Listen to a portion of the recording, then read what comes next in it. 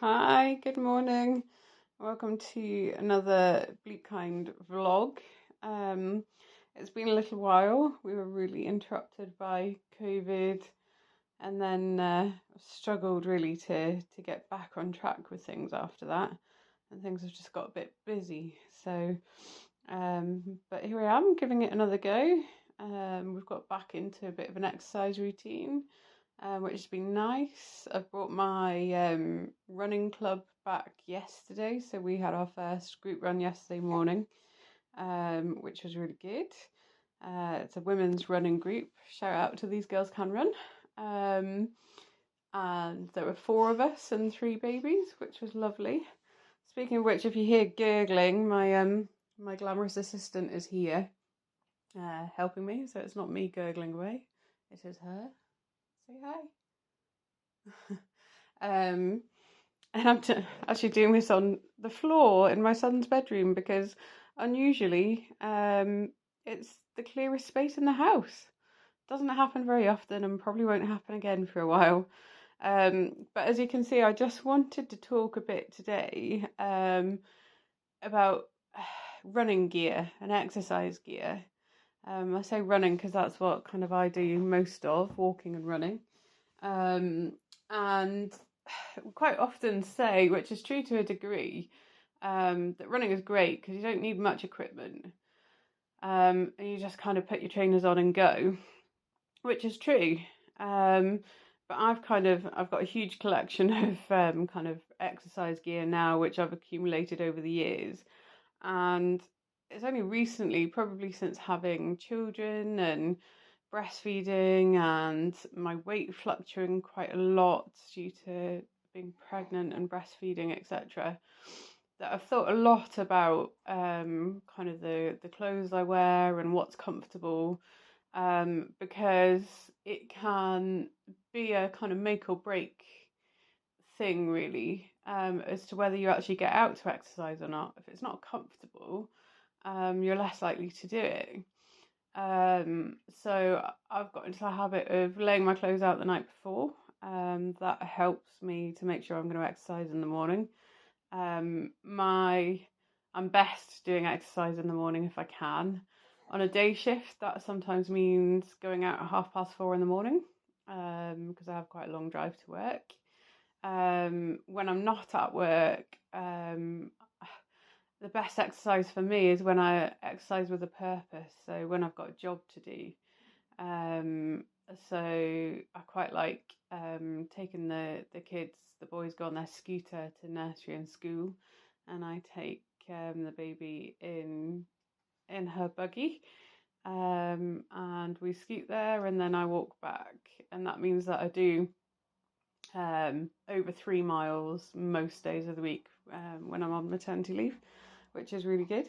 Not so easy to pick them up because they often have groups and stuff after school. But yeah, so I've spent quite a lot of kind of time and effort and money building my collection of running gear, and I've learned some great tips. Again, shout out to TGCL, because the ladies there have got some brilliant tips about really helpful stuff when you're running. So I thought we'd start at kind of the head and work our way down. So the first thing being hair. Hair can be annoying when you're running. So a great thing that These Girls Can Run have developed is this buff here. And it's great because you can wear it as a hairband, you can wear it around your neck when it's cold, keeps the hair out your face, keeps you warm. You can wear it around your wrist and use it to kind of catch sweat and stuff, which is really good. Sort of sweat kind of getting into your eyes and things. So I find that really helpful. The other thing, talking about sweat, Vaseline, brilliant stuff. Great for things like chub rub, if you suffer with that, or bits that chafe a bit when you do especially long runs. But also put it in your eyebrows. Stops the sweat getting into your eyes. Discovered that fairly recently, and it's an absolute game changer. As you can see, it gets well used in this house. I need another one. So moving down the head area, then sunglasses.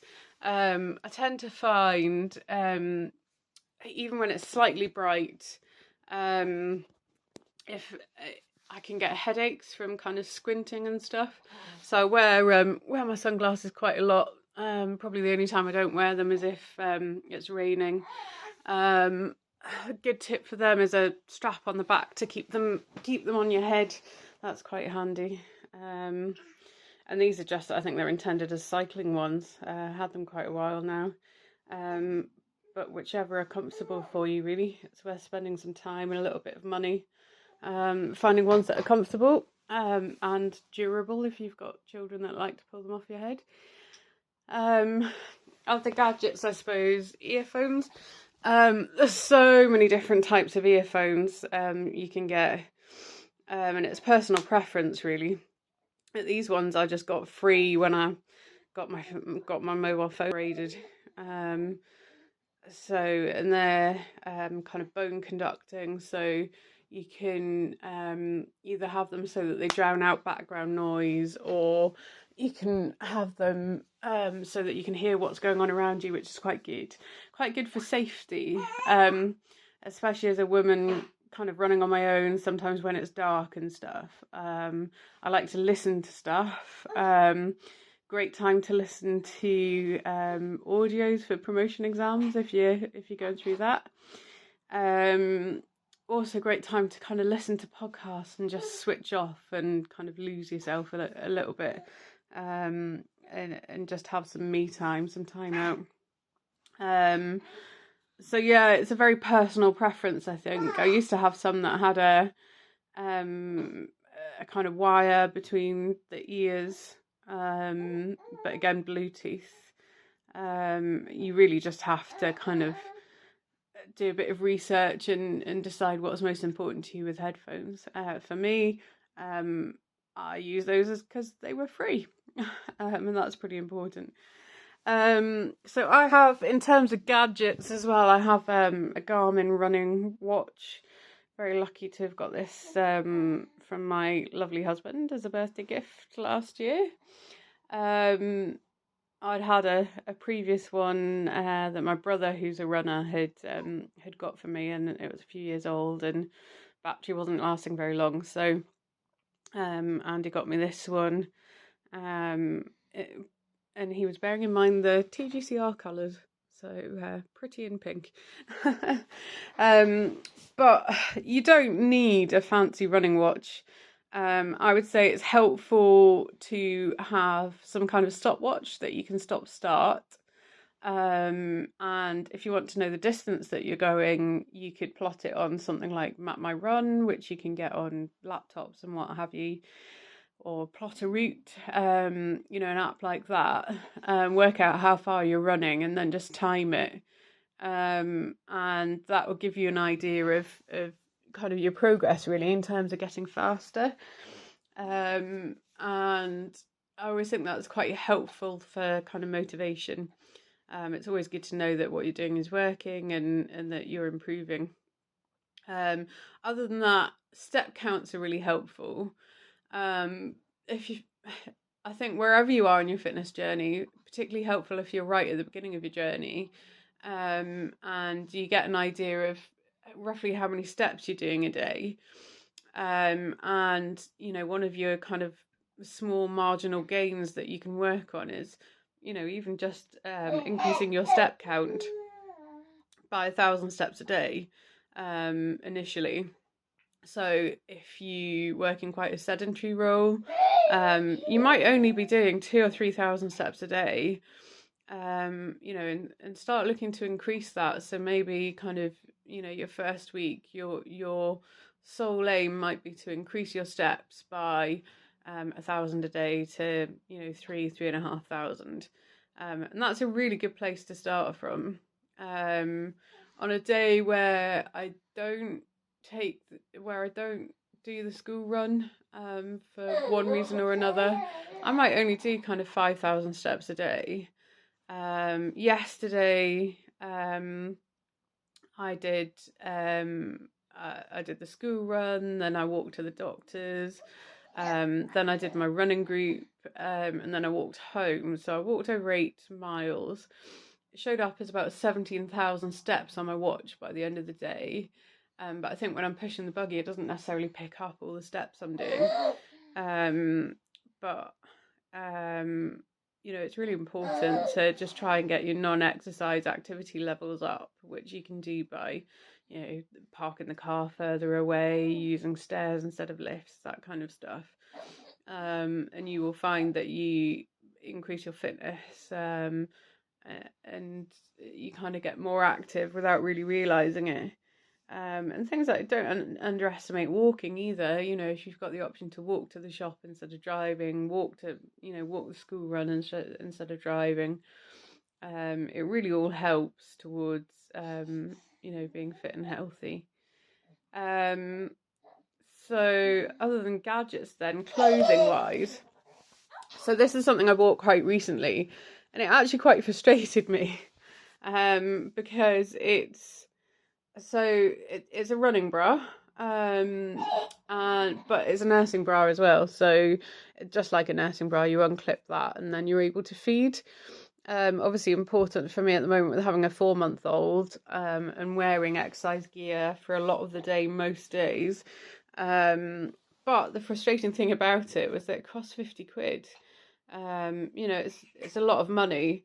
It is very comfortable. It fits very well. It's from a company called Natal Active. It's great to see that there are companies doing this now, because when I had my oldest son in 2015, I really struggled to find nursing sports bras. But actually nursing, maternity sportswear and nursing sportswear is quite easy to come by these days from UK-based companies. But it can be quite expensive, which is really frustrating. So then on top of the sportswear, I tend to wear just a vest. This is just a cheapy Marks and Spencer's vest. I also wear that. I started wearing them mainly for breastfeeding, so that I could do, if anybody's familiar with the 1 up, 1 down technique, essentially, I can pull this vest down and my t-shirt up, and that means that most of my breast area is covered, so that if I'm out in public, the great British public aren't getting a flash of too much of my flesh. So I started doing that for that reason initially, but also I find it quite good because it kind of sticks better to my whatever I'm wearing on my bottom half, better than the t-shirt. So sometimes when I'm running, my t-shirt can ride up, but this tends to stay where it is. So that just makes me feel kind of a bit more secure. It catches some of the sweat, just quite handy really. And then I'll wear a kind of t-shirt on top. Obviously it has to be the Bleep Kind t-shirt. If you haven't seen these are quite good, and they're available to buy. The links are on the Facebook page. They are kind of wicking t-shirts, so they are for exercise. They keep the sweat away from your body, and they're very, very comfortable and a very nice colour. I can thoroughly recommend. So I tend to wear one of those on top. So you can already see that I layer my running gear. And then what I like to wear on top of that whilst I warm up is one of these. And these were provided by my running club. These girls can run. And they're really, really good. I've got a couple of these. And it's kind of quite a thin, but it's got a hood. It's quite warm. It's got long sleeves. So it's great for, if it's a bit chilly outside, but you're going to warm up. And it's very lightweight, so you can tie it around your waist, or I tend to chuck it over the buggy or what have you. So, you don't have to start off cold, because you'll be quite warm in one of these or something similar. And you can just take it off and put it on as you need to, really. So then moving down the body, underwear wise, so I use Runderwear. They do different styles. So kind of a knicker style. They also do like a short style as well. So they're quite good. I find them really comfy. I've also recently been informed, I was looking at trying some different kind of running or exercise type underwear. and recently been informed that Decathlon do a very similar range, which is much cheaper than underwear. I haven't bought any yet, but I'm looking forward to trying that. They're good because they're kind of seamless. They don't chafe. So if you have issues with kind of your normal underwear and chafing and stuff, they take this. They kind of wick the sweat away and kind of minimal chafage really, which is what you want.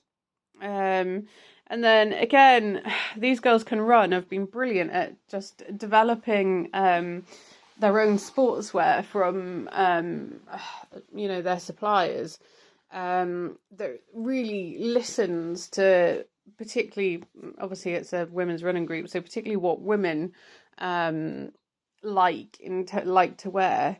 So most women like high-waisted running trousers or leggings, and I particularly do as well. It just feels like kind of, it keeps you all tucked in. It's, you're quite compact. It stops wobbly bits wobbling quite as much.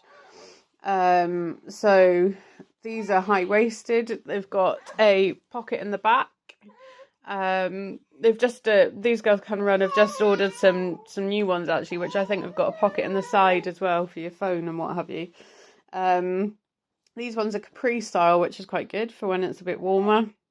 You don't have to wear kind of long leggings all the time.